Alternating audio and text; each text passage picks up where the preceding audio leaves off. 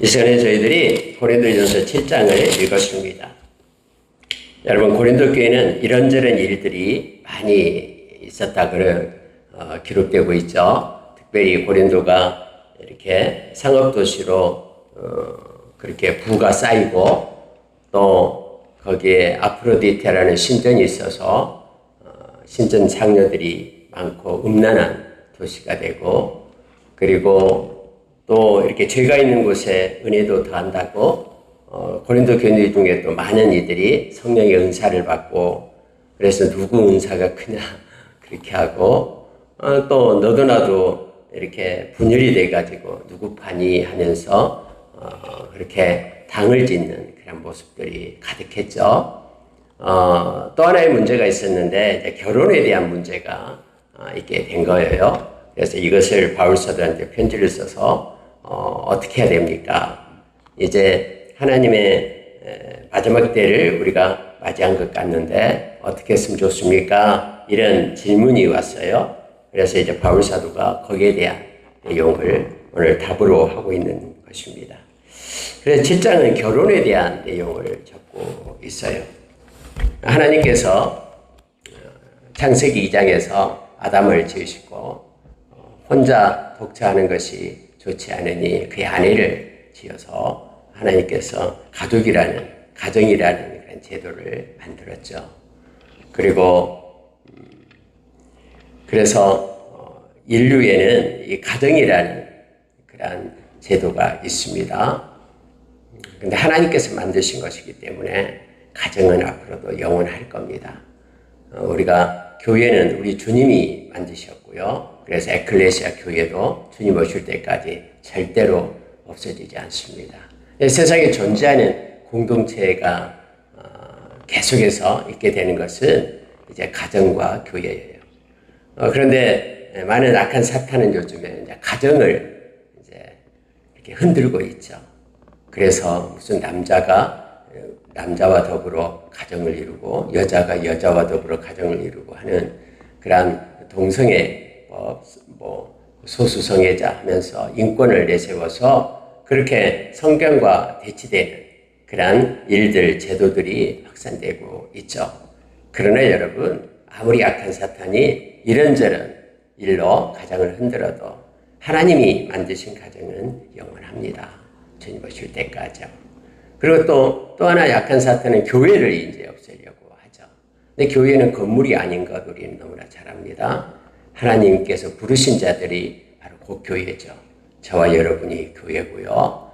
또 눈에 보이지 않는 하나님의 성전이 우리의 몸이고, 우리 안에 성령님께서 계시고, 또 우리 안에 성령님이 통치하시는 하나님의 성전이 우리는 있습니다. 여러분, 그런데 많은 이들은 이렇게 가정과 교회를 회파하려고 이렇게 시도할 거예요. 그런데 결코 우리 주님께서 교회의 머리가 되시고 또 가정을 만드신 분이 우리 하나님이시기 때문에 영원합니다. 주님 오실 때까지. 그런데 그럼 이 7장은 바울 사도가 결혼을 해도 되고 안 해도 되고 이런 식으로 이제 기록을 하니까 그럼 하나님이 처음에 창세기에서 말씀하신 거하고 서로 이렇게 반대되는 것 아닙니까? 이렇게 주장하는, 생각하는 사람도 있는데 절대 그렇지 않습니다. 이것은 조건이 뭐냐면 하나님을 위해서 일하는 자에 대해서 말하고 있는 거예요. 그러니까 여기서 바울 사도가 절대로 결혼하지 마라 그러면 이제 이단이 되겠죠. 근데 마지막 때는 그런 내용이 있다라고 디모데전서 4장 1절에서 4절에 말씀해두고 있죠. 결혼을 못하게 하고 다른 이상한 것을 하게 해가지고 그래야지만 구원을 받는다라고 말하는 그런 악한 귀신의 가르침이 있다라고. 마음은 화인맞아서 그렇게 깨닫지 못하고 믿음에서 떠난 이들이 많이 있을 거라고 그렇게 성경은 말해주고 있죠. 그러나 여러분, 오늘 읽은 말씀을 우리가 자세히 보면은 어떤 내용이냐면 고린도 지역이 음란하다 그랬죠. 교회에도 음란이 들어와가지고 아주 악한, 하나님 그토록 싫어하는 우리 6장에서도 봤습니다만은 몸 안에 지은 죄가 음란의 죄라 그랬죠. 그리고 영적인 음란하고 연결되어서 하나님을 떠나고 다른 우상을 섬기는 것. 하나님 너무나 가증스럽게 여기고 싫어한 것이죠. 근데 여러분, 지금 7절에 보면은 이러한 음란한 것, 그래서 많은 이들이 가정이 있으면서도 가정을 버리고, 그리고 다른 그러한 하나님이 정해주지 않는 그러한 가정 안에서만 하나님이 허락한 그러한 성적인 그러한 교제가 다른 데에서 그렇게 타락해서 나타나는 그러한 고린도 그러한 상황이었어요. 그래서 바울사도는 이러한 것 가지고 지금 명령을 하고 있는 거예요. 너희들이 결혼을 하나님의 일을 위해서, 바울사도는 결혼을 하지 않았습니다. 하나님의 일을 위해서 또 여러 가지 그때는 순회 전도를 해야 되고요. 그래서 이러한 사역자들이 이제 결혼을 하게 되면은 이제 하나님께 말씀에도 나옵니다만은 하나님께 드리는 시간, 또 복음을 위하여 쓰는 시간, 이런 시간보다도 이제 가정을 세우고 아내를 기쁘게 하고 또 남편을 기쁘게 하고 하는 세상의 일에 쓰는 시간들이 훨씬 더 많기 때문에 만약에 하나님 앞에 그렇게 은사를 받았다면, 독신으로 살 수 있는 은사를 받았다면 나와 같이 그대로 지내는 것도 좋다. 그런데 그런 은사가 받지 않는 사람은 결혼한 것이 좋다. 결혼해도 하나님의 영광을 위한 것이고 결혼하지 않아도 하나님의 영광을 위한 것이다 라는 내용으로 적고 있어요. 만약에 독신의 은사도 없이 결혼 안 하고 있다가 이 성적인 정욕 때문에 하나님 앞에 죄를 짓게 된다 그러면은 그것은 엄청난 하나님 앞에 불의를 행하는 것이기 때문에 반드시 성적인 교류는 결혼, 즉 가정 안에서만, 결혼은 부부에게만 주어지는, 하나님께서 주어진 것이기 때문에 이것으로 인하여 성적인 문란이 있어서는 안 된다라고 지금 말하고 있는 거예요.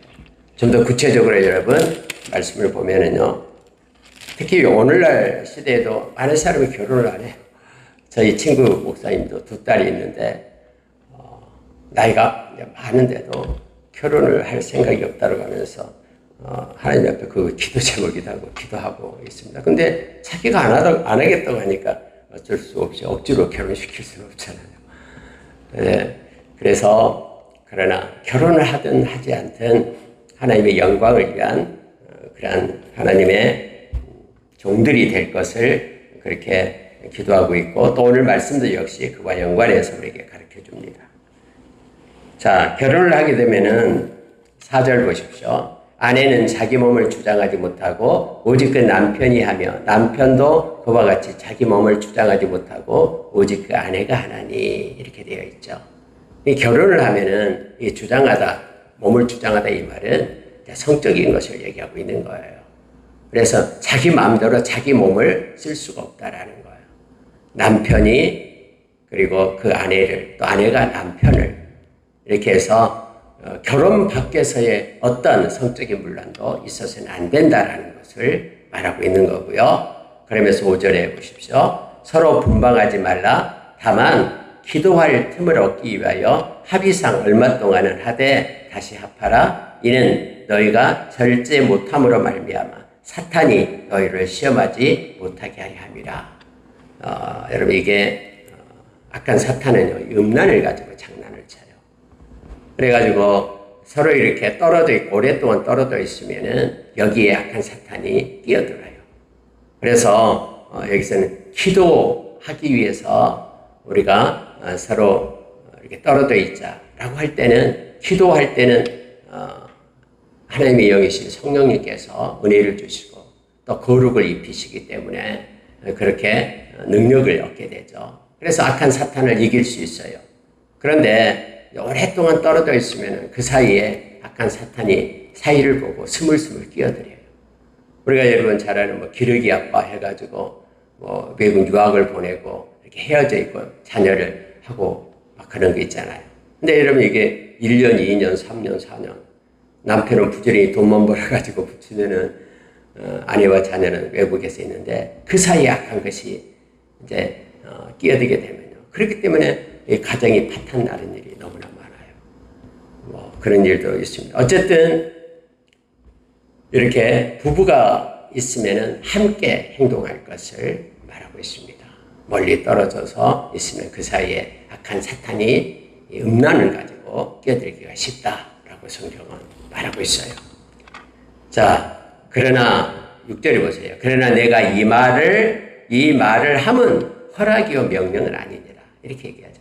이건 허락의 문제지 이렇게 한다고 명령을 하는 것은 아니다. 라고 지금 말씀하고 있는 내용입니다. 허락과 명령은 좀 다른 것이 있죠.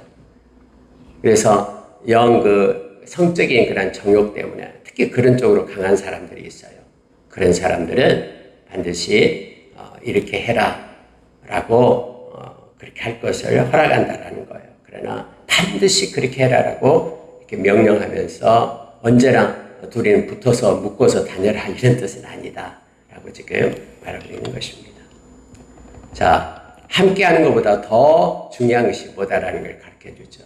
하나님과의 함께 하는 것. 이걸 얘기하면서 기도를 얘기하는 거예요. 그래서 기도가 이렇게 어떤 조건보다도 더 앞선다라는 것을 우리에게 말해줍니다. 여러분 7절 한번 보세요. 나는 모든 사람이 나와 같기를 원하노라. 그러나 각각 하나님께 받은 자기의 은사가 있으니 이 사람은 이러하고 저 사람은 저러하니라. 바울사도는 독신으로 살 수 있는 성적인 정욕을 이길 수 있는 그러한 은사를 받았다고 말합니다. 근데 하나님의 은사는 우리가 고린도 다음에 나올 거예요. 고린도전서 12장에 나오는데 각자에게 하나님께서 주신 은사가 있죠. 그래서 그 은사를 따라서 행할 것을 말합니다. 자기처럼 독신의 은사를 받았으면 하나님의 영광을 위하여 그런 은사를 행해도 된다라는 거예요. 나처럼. 그러나 각자에게 주어진 은사가 있기 때문에 그 은사를 가지고 이런 사람 저런 사람 각자의 은사대로 삶을 살아갈 것을 지금 말하고 있는 것입니다. 어떤 사람은 가정을 세우고 또 가정의 아이들을 돌보고 이런 하나님께서 주신 그런 은혜가 있죠. 그걸 가지고 살아갈 것을 말하죠. 근데 일반적인 것은 독신의 은사 받는 사람이 일반적이지 않죠. 가정을 이루고 하나님께서 명령한 대로 세우신 대로 가정을 가지고 살아가는 것을 말합니다. 근데 이것은 지금 여기서 말하고 있는 것은 고린도 교회에서 좀 일을 하고 있는 세상이 너무나 성적으로 문란하니까 이 문제를 가지고 지금 바울 사도가 지금 말하고 있는 거예요. 왜냐하면 바울 사도요. 지금 결혼을 꼭 해야 됩니까? 지금 많은 사람들이 가정에 있으면서도 다른 나쁜 짓을 하고 있는데 이거 어떻게 해야 됩니까? 하면서 질문을 했어요. 바울사도한테. 바울사도가 거기에 대해서 이렇게 답을 하고 있음을 보게 됩니다. 자, 8절 보세요. 내가 결혼하지 아니한 자들과 가부들에게 이르노니 나와 같이 그냥 지내는 것이 좋으니라. 만일 절제할 수 없거든 결혼하라. 정욕에 불같이 타는 것보다 결혼하는 것이 나으니라. 그래서 바울사도는 분명하게 말하는 게 있어요. 이렇게 성적인 교제는 부부 사이에만 가능하지 다른 데서는 안 된다라는 것을 지금 말하고 있어요. 그래서 그러한 이렇게 절제할 수 없는 정욕이 있거든.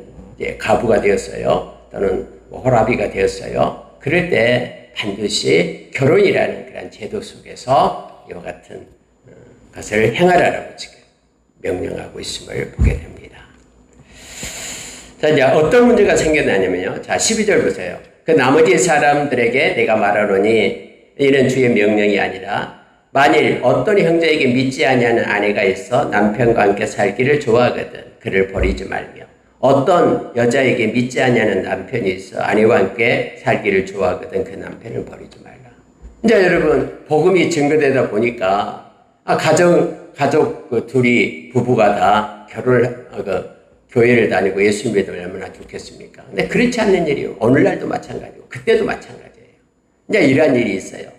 그런데 이제 남편은 예수 믿어요. 아내는 예수 믿지 않아요. 근데 아내가 하는 얘기예요. 아내가 당신이 예수를 믿든 믿지 않든 나는 당신의 아내로서 그 전에 해왔던 대로 그렇게 살기를 원합니다. 그러면은 그대로 살아라라는 거예요. 그리고 남편이 너 예수 믿을 거야 안 믿을 거야 안 믿으면 너 이혼해 이렇게 말하지 말라라는 거예요. 남편도 아내도 똑같이 그렇게 얘기하고 있습니다. 그런데 만약에 이런 일이 발생했다. 14절 보세요.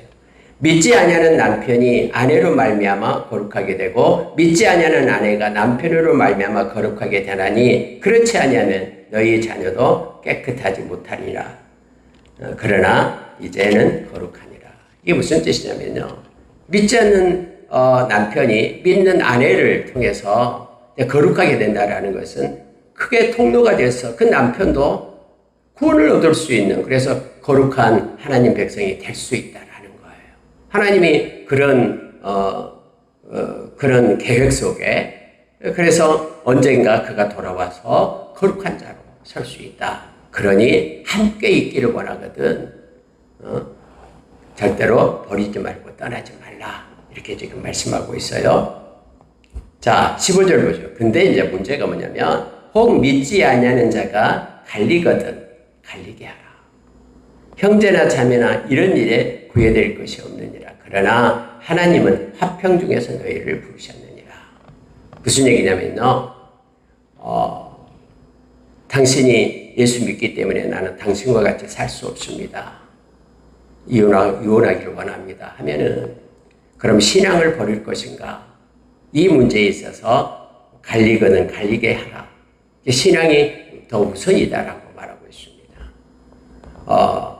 그러면서 여러분 이렇게 말하고 있어요. 근데 하나님은 화평 중에서 너희를 부르셨느니라.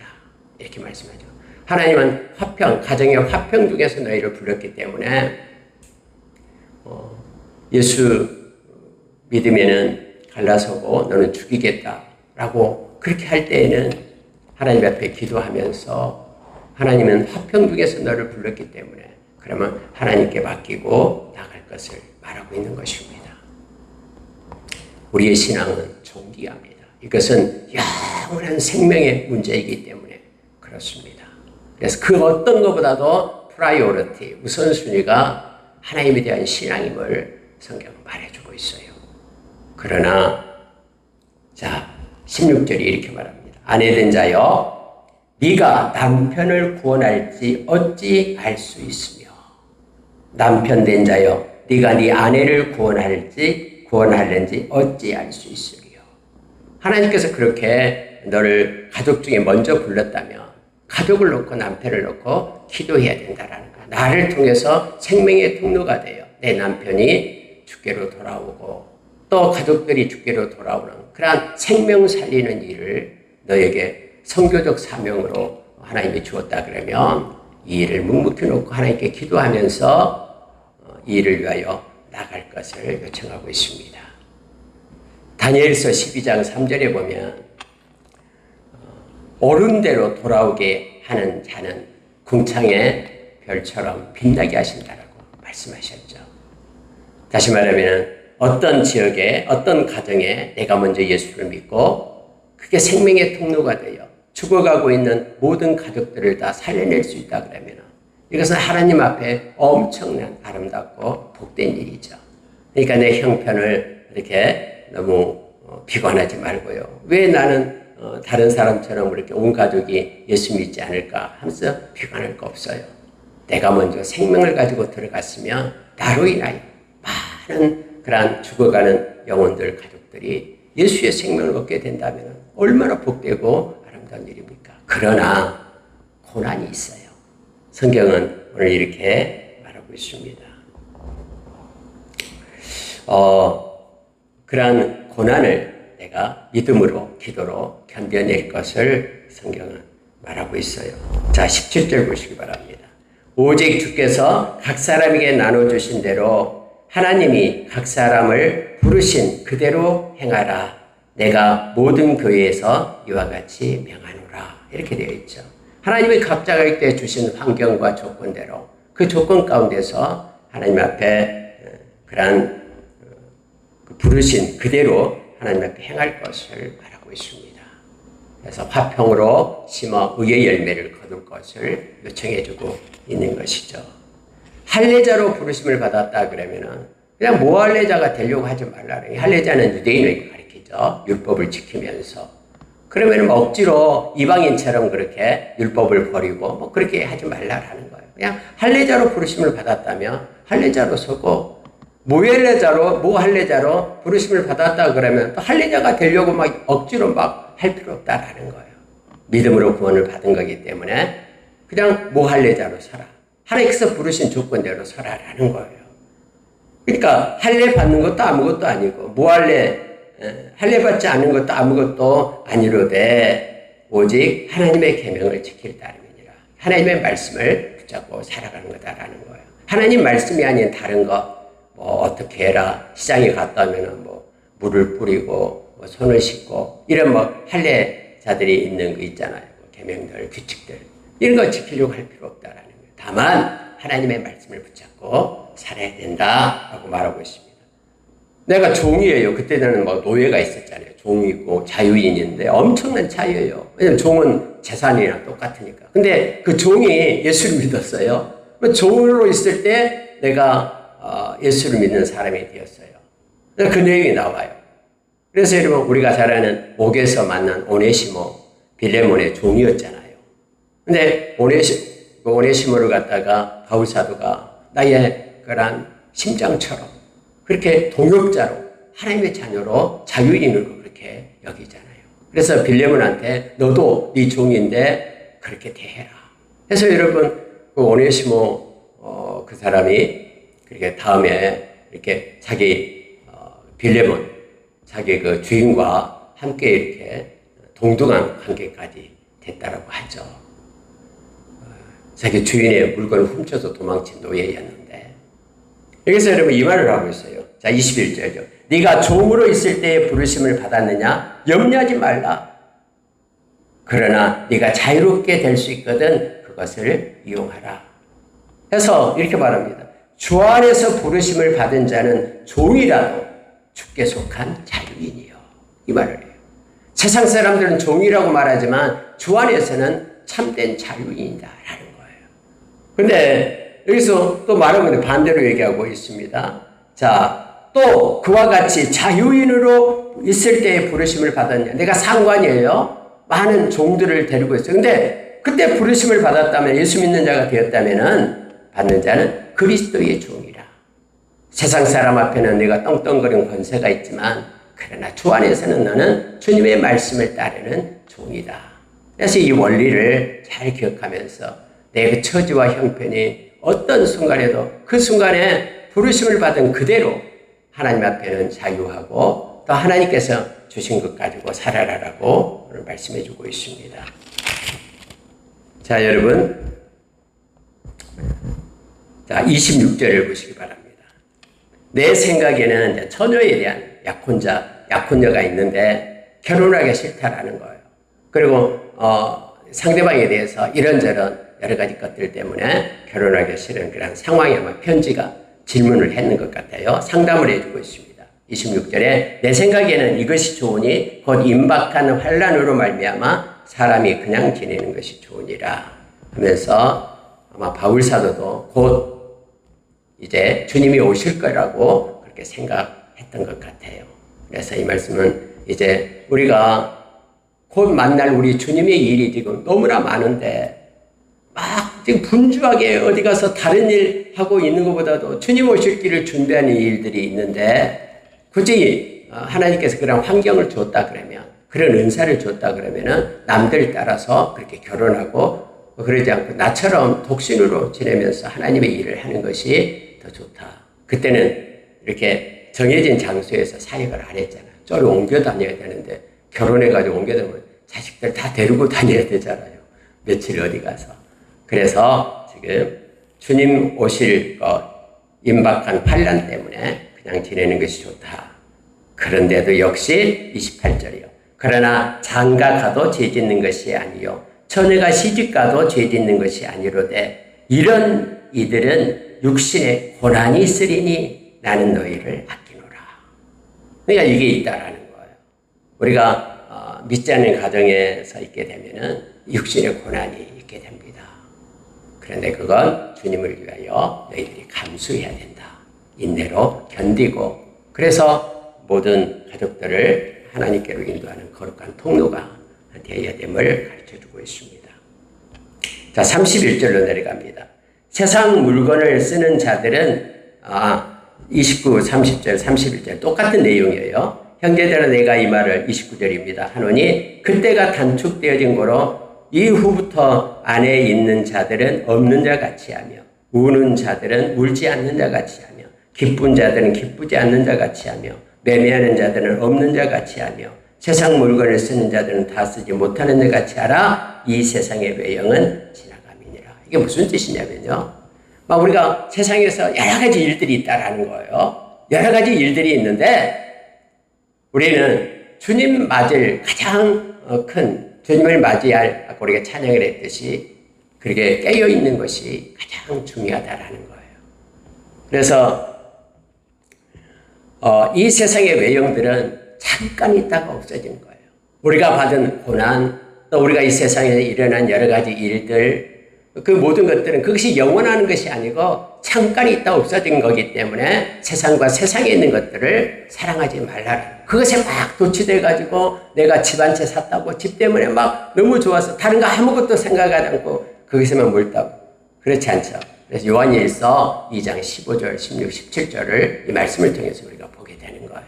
너희는 세상과 세상에 있는 것들을 사랑하지 말라. 천년만년 살 것처럼 이것이 최고의 가치냐? 쫓아가지 말라라는 거예요. 그럼 우리는 뭘 쫓아가야 되냐? 영원한 것. 이제 우리가 하나님의 뜻과 하나님의 말씀을 따라서 살아가는, 우리가 죽어서도 영원히 남아있는 그런 하나님의 뜻을 따라 살 것을 요한사도도 말했고요. 지금 이 얘기를 바울사도가 하고 있는 거예요. 이 세상에 아무리 좋은 것은 그냥 잠깐 있다가 사라지는 것들이죠. 우리에게는 영원한 것, 하나님의 기뻐하는 일을 행할 것을 말하고 있는 것입니다. 그게 곧 예배예요. 예배와 믿음으로 사는 것이 최고의 가치임을 성경은 우리에게 가르쳐 줍니다. 자, 35절 보겠습니다. 내가 이것을 말하면 너희의 유익을 위하며 너희에게 올무를 놓으려 함이 아니니 오직 너희로 하여금 이치에 합당하게 하여 흐트러짐이 없이 주를 섬기게 하려 합니다. 바울사도의 결혼에 대해서 말하는 것은 너희 유익을 위해서 그러는 것이다. 절제하고 너희를 갖다 제약을 주기 위해서 그렇게 하는 게 아니다라는 거예요. 그래서 올무를 놓으려 한 것이 아니다 하면서 너희들은 이치에 합당하게 행하라 하면서 성령의 인도하심 받을 것을 요청하고 있는 것입니다. 흐트러짐 없이 주를 섬기게 하려 합니다. 그러니까 주를 섬기고 예배하고 주께 영광 돌리는 일이 가장 우선순위고 그 나머지 것들은 이치에 합당하게 그렇게 행할 것을 지금 바울사도는 말하고 있습니다. 결혼을 해도 죄 짓는 것이 아니고 결혼하지 않아도 죄 짓는 것이 아니다. 그러나 정욕을 따라서 이렇게 여러 가지 문란하고 이런 것들을 그런 정욕 때문이라면 반드시 결혼해서 결혼 안에서 하나님이 허락한 것을 행하라고 말합니다. 얼마나 성적으로 문란했으면 지금 이러한 내용을 적어서 고린도 교회를 가르치고 있는 거예요. 자, 38절 보겠습니다. 그러므로 결혼하는 자도 잘하거니와 결혼하지 아니하는 자는 더 잘하는 것이니라 이렇게 말하는데요. 왜요? 자기처럼 하나님의 영광을 놓고 지금 사는 자를 지금 나타내고 있는 말입니다. 결혼을 하면은 남편과 아내가 있는데 남편과 아내는 각자에게 귀속이 됩니다. 그런데 이제 이혼하거나 또는 남편이 죽거나 아내가 죽거나 그러면은 자유로워서 다른 남자, 다른 여자에게 결혼할 수 있지만 그러나 그렇지 않을 때에는 이것이 하나님 앞에 불법이 되고 하나님 앞에 죄가 된다라는 말을 지금 하고 있는 것입니다. 말씀을 마치겠습니다. 40절 보고요. 그러나 내 뜻에는 그냥 지내는 것이 더 복이 있으리로다. 나도 또한 하나님의 영을 받은 줄로 생각하노라 해서 그런 절제하지 못한 이들은 반드시 결혼을 한 후에 어떤 성적인 그런 관계를 가질 것을 말하고요. 그렇지 않는 자는 반드시 주 안에서는 이건 악한 죄이기 때문에 아까 6장에서 나왔죠. 사람의 몸 안에 진 죄이기 때문에 이러한 일들이 있어서는 안 된다라는 것을 지금 바울사도는 강하게 쓰고 있습니다. 말씀을 마치겠습니다. 저와 여러분 아까 찬양을 했듯이 저와 여러분은 교회는 신부입니다. 신부에게 있어서 가장 중요한 것이 있죠. 고린도후서에 나오고 있죠. 그것은 많은 돈을 가진 신부도 아니고요. 그것은 정결한 신부입니다. 신랑이 원하는 것은 주 안에서 깨끗하고 정결한 신부죠. 하나님께서는 저와 여러분에게 예수님의 보혈로 깨끗하게 회개해서 깨끗하고 거룩한 정직한 하나님의 자녀가 되게끔 그렇게 인도하셨어요. 그래서 우리가 주 안에서 늘 회개하고 깨끗한 신부로 신랑 되신 우리 주님 언제 오실지 몰라요. 오늘 이 예배 중에도 끝날 때 우리 주님 오시면 이제 세상은 모든 것이 끝나는 거예요. 그리고 다 심판대 앞에 서야 됩니다. 우리가 깨어있어 거룩한 신부로 말씀을 붙잡고 믿음으로 살아서 우리 주님을 만나는 저와 여러분 되기를 원합니다. 우리 생애에 주님이 오시지 않는다면 우리가 이 세상 마칠 때에 우리 주님을 만나게 됩니다. 우리가 인생이 끝나면 이제 시간적, 공간적 개념에서 우리가 떠나게 되죠. 그래서 시간이 없어져 버려요. 우리가 데살로니가전서 4장 5장에서 이제 우리 주님을 맞이할 내용이 나오고 있죠. 그 자리에 우리가 서게 됩니다. 우리가 살아있을 동안에 우리 주님 오시면은 우리 주님 오셔서 죽은 자들을 먼저 불러내어 세우고 저와 여러분도 주님을 맞은 그런 공중 휴거되어 주님을 맞이하는 그런 때가 오게 되죠. 오늘 또 우리가 깨어있으면서 정결한 신부로 주님 앞에 서기를 원합니다. 함께 기도하겠습니다. 하나님 아버지, 삶의 구체적인 내용들을 말씀을 써서 우리에게 가르쳐주며 감사합니다. 하나님, 우리가 영적 음란을 저지르지 말고 온전함과 진실함으로 말씀을 따라 하나님만을 섬기는 거룩한 우리 주님의 신부가 되도록 역사해 주십시오. 오늘도 하나님의 말씀 그리고 하나님께 기도함으로 인하여 우리가 거룩한 하나님의 자녀가 됨을 믿습니다. 성령께서 거룩의 영 성령께서 우리를 이끄시고 인도해 주시옵소서. 하나님 아버지, 특별히 우리 가정들을 살펴주시고 특별히 가정 가운데 믿지 않은 영혼들이 있을 때에 그들이 받는 고통과 고난을 우리 하나님 아시오니 하나님께서 새 힘을 주시고 하나님의 때에 속히 그들을 불러 하나님 구원에 이르는 놀라운 역사를 이루어 주시옵길 원합니다. 하나님, 가정을 세우고 또 생명이 낳는 가정으로 하나님께서 인도해 주시옵소서. 우리의 기도 제목에 기름 부어 주시고 하나님 영광 받아 주시옵소서. 하나님, 우리는 생명의 통로입니다. 우리를 통하여 하나님의 크고 놀라운 일을 행해 주시옵길 원합니다. 우리의 기도를 응답해 주시옵소서. 거룩한 신부로 남은 삶을 살아가겠습니다.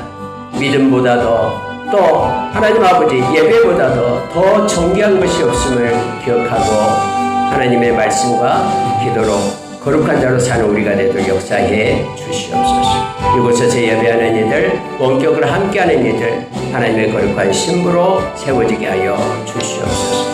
감사드리며 예수님 이름으로 기도합니다.